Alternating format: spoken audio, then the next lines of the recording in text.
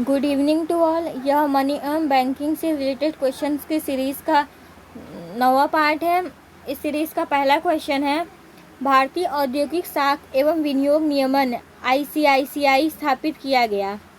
ए 5 जनवरी 1955 को, बी 10 मार्च 1958 को, सी 3 मार्च 1961 को, डी 20 अप्रैल 1964 को। तो इसका सही विकल्प होगा ए 5 जनवरी 1955 को। अगला प्रश्न, राज्य वित्त निगम SFC अधिनियम कब पारित हुआ? ए 18 दिसंबर 1951 को, बी 13 जनवरी 1952 को, सी 16 मार्च 1954 को, डी 18 जून 1958 को। तो इसका सही विकल्प होगा ए 18 दिसंबर 1951 को।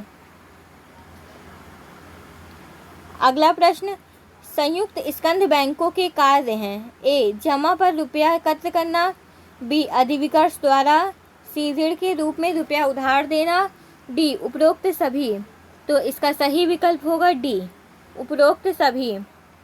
अगला प्रश्न, अनुसूचित bank reserve bank of India किस अनुसूची में शामिल होते हैं? ए प्रथम, बी द्वितीय, सी तृतीय, डी चतुर्थ। तो इसका सही विकल्प होगा बी द्वितीय। अगला प्रश्न, संयुक्त स्कंद बैंक की धारणा से भारत में निम्न में से किस बैंक का बोध होता है? ए राज्य सहकारी बैंक, बी भारतीय रिजर्व बैंक, सी व्यापारिक बैंक, डी भूमि विकास बैंक। तो इसका सही विकल्प होगा सी व्यापारिक बैंक। अगला प्रश्न, व्यापारिक बैंकों पर किसका नियंत्रण होता है? ए भारत सरकार का, बी भारतीय स्टेट बैंक का, सी नाबार्ड का, डी भारतीय रिजर्व बैंक का। तो इसका सही विकल्प होगा डी भारतीय रिजर्व बैंक का। अगला प्रश्न, व्यापारिक बैंक का कौन सा कार्य नहीं है? ए ऋण प्रदान करना, बी जमाई स्वीकार करना, सी एजेंसी कार्य करना, डी विदेशी मुद्रा का क्रय विक्रय करना। तो इसका सही विकल्प होगा डी विदेशी मुद्रा का क्रय विक्रय करना। अगला प्रश्न, निम्नलिखित में से कौन सी बैंकिंग वित्तीय संस्था नहीं है? ए पंजाब नेशनल बैंक, बी भारतीय औद्योगिक वित्त निगम, सी जीवन बीमा निगम, डी भारतीय औद्योगिक विकास बैंक। तो इसका सही विकल्प होगा सी जीवन बीमा निगम। अगला प्रश्न, भारत में प्रथम मिश्रित पूंजी बैंक कौन सा था? A Bharatiya reserve bank, B state bank of Patiala, C bank of Bengal, D bank of Hindustan. तो इसका सही विकल्प होगा डी बैंक ऑफ हिंदुस्तान। अगला प्रश्न, पंजाब नेशनल बैंक की स्थापना कब हुई? ए 1901 को, बी 1981 को, सी 1994 को, डी 1794 को। तो इसका सही विकल्प होगा सी 1894 को। अगला प्रश्न, विदेशी विनिमय बैंक से अभिप्राय है? ए विदेश में स्थित व्यापारिक बैंक, बी विदेशी मुद्राओं का क्रय विक्रय करने वाला बैंक, सी विदेशी सरकार का बैंक, डी सरकारी प्रतिभूतियों का क्रय विक्रय करने वाला बैंक। तो इसका सही विकल्प होगा बी विदेशी मुद्राओं का क्रय विक्रय करने वाला बैंक। अगला प्रश्न, विदेशी विनिमय बैंक का कार्य होता है? ए विदेशी भुगतानों की व्यवस्था करना, बी आंतरिक व्यापार का वित्तीय प्रबंध, सी विदेशी विनिमय विपत्रों का क्रय विक्रय, डी उपयुक्त सभी कार्य। तो इसका सही विकल्प होगा डी उपयुक्त सभी कार्य। अगला प्रश्न, भारत में विदेशी विनिमय बैंकों का उद्गम हुआ? ए मुगल शासनकाल में, बी प्रथम विश्व युद्ध की अवधि में, सी ईस्ट इंडिया कंपनी के शासनकाल में, डी कांग्रेस शासनकाल में। तो इसका सही विकल्प होगा सी ईस्ट इंडिया कंपनी के शासनकाल में। अगला प्रश्न, केंद्रीय बैंक एक ऐसी संस्था है जिसे सामान्य जनहित में मुद्रा की मात्रा में विस्तार तथा संकुचन की व्यवस्था करने का दायित्व सौंपा गया हो। यह परिभाषा किसने दी? A Crowther, B RP Kant, C D काक, डी सेदर्स। तो इसका सही विकल्प होगा बी RP कैंट। अगला प्रश्न, भारत में स्थापित प्रथम विदेशी विनिमय बैंक का नाम था? A national bank of India, B oriental bank, C mercantile bank, D chartered bank of India. तो इसका सही विकल्प होगा बी ओरिएंटल बैंक। अगला प्रश्न, भारत में प्रथम विदेशी विनिमय बैंक की स्थापित किया गया। ए सन 1938 में, बी सन 1840 में, सी सन 1842 में, डी सन 1845 में। तो इसका सही विकल्प होगा सी सन 1842 में। अगला प्रश्न, भारत में निर्यात आयात बैंक की स्थापना की गई। ए 1 मार्च 1980 को, बी 1 जनवरी 1982 को, सी 1 अप्रैल 1982 को, डी 1 मार्च 1983 को। तो इसका सही विकल्प होगा बी 1 जनवरी 1982 को। अगला प्रश्न, विदेशी विनिमय बैंक का मुख्य कार्य है।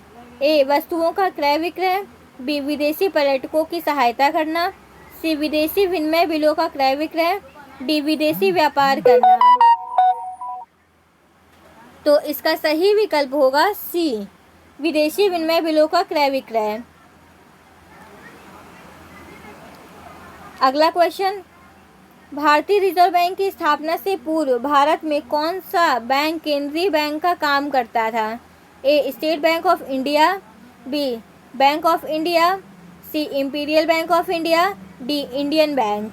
तो इसका सही विकल्प होगा C imperial bank of India. अगला प्रश्न, भारत का केंद्रीय बैंक है। ए भारतीय स्टेट बैंक, बी भारतीय reserve bank, C central bank of India, D इनमें से कोई नहीं। तो इसका सही विकल्प होगा बी भारतीय रिजर्व बैंक। अगला प्रश्न, रिजर्व बैंक के कार्य हैं। ए सरकार का बैंकर, बी पत्र मुद्रा का निर्गमन, सी विनिमय दर का स्थिरीकरण, डी उपरोक्त सभी।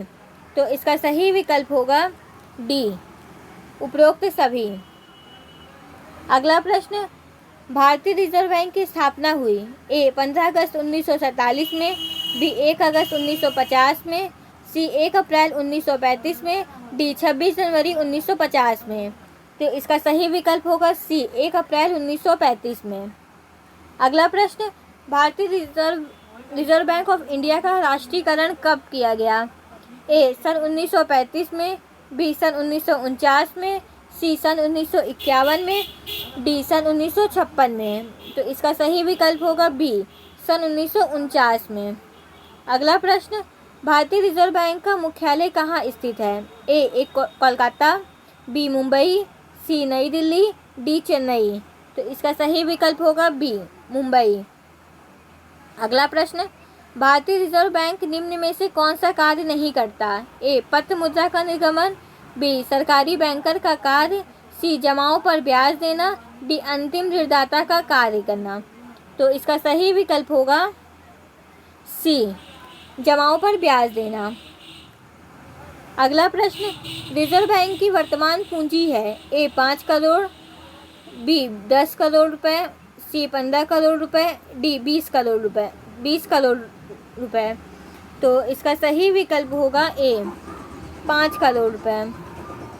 अगला प्रश्न, बैंक दर निर्धारित की जाती है। ए भारतीय स्टेट बैंक द्वारा, बी भारतीय रिजर्व बैंक द्वारा, सी व्यापारिक बैंक द्वारा, डी मुद्रा बाजार द्वारा। तो इसका सही विकल्प होगा बी भारतीय रिजर्व बैंक द्वारा।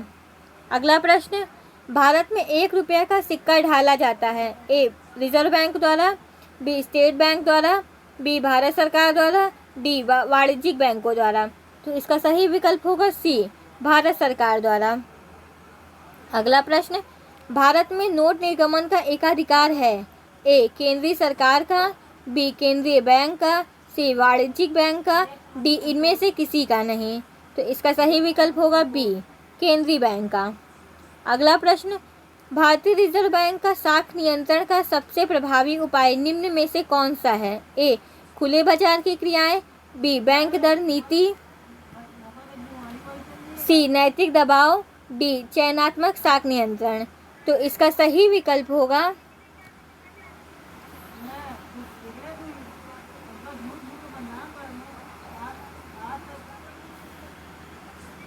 बी बैंक दर नीति।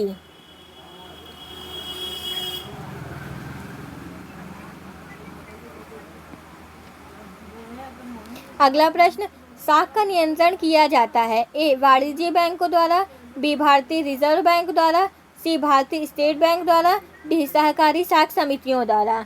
तो इसका सही विकल्प होगा बी भारतीय रिजर्व बैंक द्वारा। अगला प्रश्न, भारत में विशिष्ट बैंकों की अधिकता है, बी का अभाव है, सी की पर्याप्त संख्या है, डी की आवश्यकता ही नहीं। तो इसका सही विकल्प होगा बी का अभाव है। अगला प्रश्न, भारतीय बैंकिंग प्रणाली का दोष है। ए बैंकों का असमान एवं असंतुलित विकास, बी कार्यशील पूंजी की कमी, सी समन्वय का अभाव, डी उपयुक्त सभी। तो इसका सही विकल्प होगा डी उपयुक्त सभी। अगला प्रश्न, भारत में जमा बीमा निगम की स्थापना हुई। आई थिंक जीवन बीमा निगम की स्थापना हुई। ए सन 1948 में, बी सन 1951 में, सी सन 1958 में, सी डी सन 1962 में। तो इसका सही विकल्प होगा डी सन 1962 में। अगला प्रश्न, छोटे छोटे बैंकों का एकीकरण ए लाभदायक रहा है, बी हानिकारक सिद्ध हुआ है, सी अर्थव्यवस्था पर कोई प्रभाव नहीं डला है, डी उपयुक्त सभी गलत है। तो इसका सही विकल्प होगा ए लाभदायक रहा है। अगला प्रश्न, गोईपोरिया समिति 1990 का गठन किया गया है था। ए बैंकों में ग्राहक सेवा का स्तर सुधारने हेतु, बी भारतीय वित्तीय प्रणाली का स्तर सुधारने हेतु, सी कमजोर बैंकों के पुनर्जीवन हेतु, डी उपयुक्त सभी के लिए। तो इसका सही विकल्प होगा ए बैंकों में ग्राहक सेवा का स्तर सुधारने हेतु। अगला प्रश्न, नरसिंह समिति की एक प्रमुख सिफारिश यह थी कि वैधानिक तरलता कोष अनुपात ए 50% बढ़ाया जाए, बी परिवर्तित न किया जाए, सी घटाकर 25% पर लाया जाए, डी उपयुक्त में से कोई नहीं।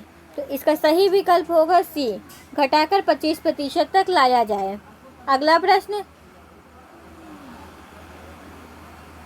भारत का कौन सा बैंक राष्ट्रीयकृत व्यापारिक बैंक है। A state bank of India, B bank of India, C Punjab national bank, D उपयुक्त सभी।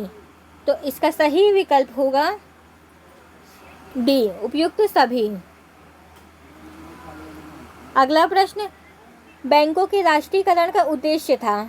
ए प्राथमिक क्षेत्र को पर्याप्त ऋण, बी बैंकिंग सुविधाओं का संतुलित विकास, सी साख मुद्रा पर उचित नियंत्रण, डी उपयुक्त सभी। तो इसका सही विकल्प होगा डी उपयुक्त सभी। अगला प्रश्न, सितंबर 1993 में न्यू बैंक ऑफ इंडिया का किस बैंक में विलय हुआ। A bank of Maharashtra, B Vijaya bank, C Punjab.